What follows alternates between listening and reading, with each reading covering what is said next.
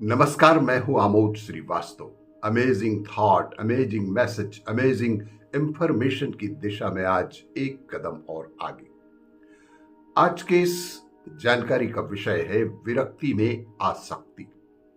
श्री नारायण मूर्ति की पत्नी श्रीमती सुधा मूर्ति के द्वारा लिखित एक पोस्ट। जिस तरह से उन्होंने समझाया है वह वाकई दिमाग को झकझोर देने वाला है। वास्तव में हम में से कई लोगों के लिए यह वाकई आंख खोलने वाला पोस्ट साबित हो सकता है। वे लिखती हैं कि जब मेरी बेटी, जो मेरी दो बेटियों में से बड़ी है, ने शादी की और घर छोड़ दिया तो मुझे लगा कि मेरा एक हिस्सा चला गया।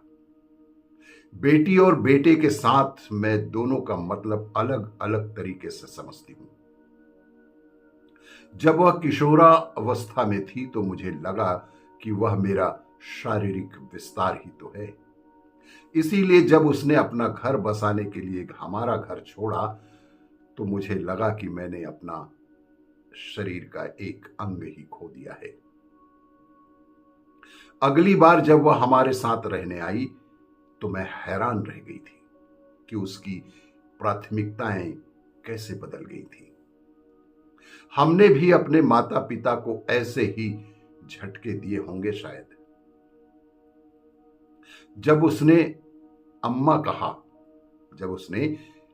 कहा तो उसका मतलब अपनी सास से था, मुझसे नहीं। और मुझे लगा कि वह हमेशा अपने घर वापस जाने और कुछ और दिन मेरे साथ न रहने की जल्दी में ही रहती थी।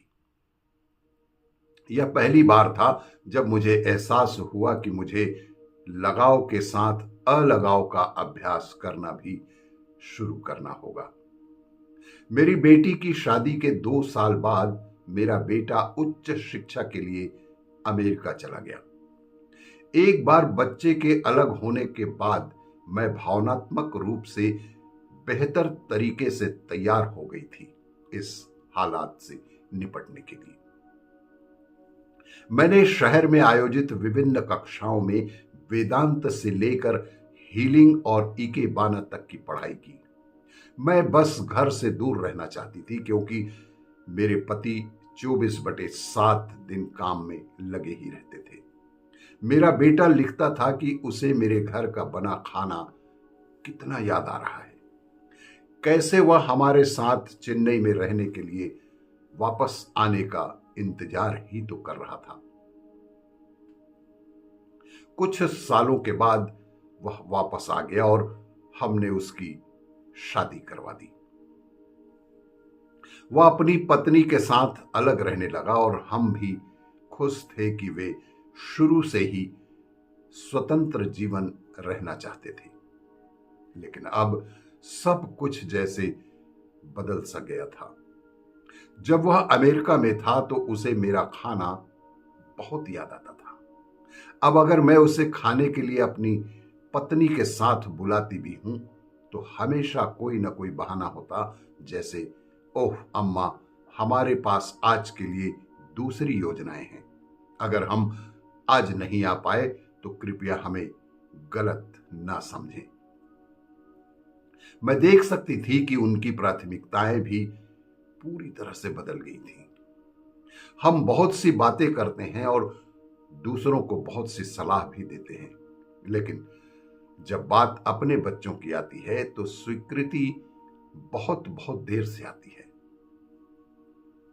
हमारा अगला कदम उन्हें हर तरह से परेशान न करना है। हमारा अगला कदम उन्हें किसी भी तरह से परेशान न करना है।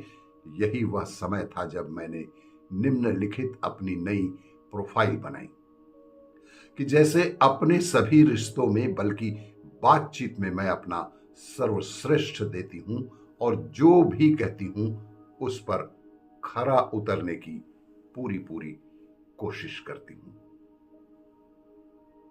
उनसे मेरा लगाव पूरा है। उनसे मेरा लगाव हमेशा हमेशा ही पूरा रहेगा।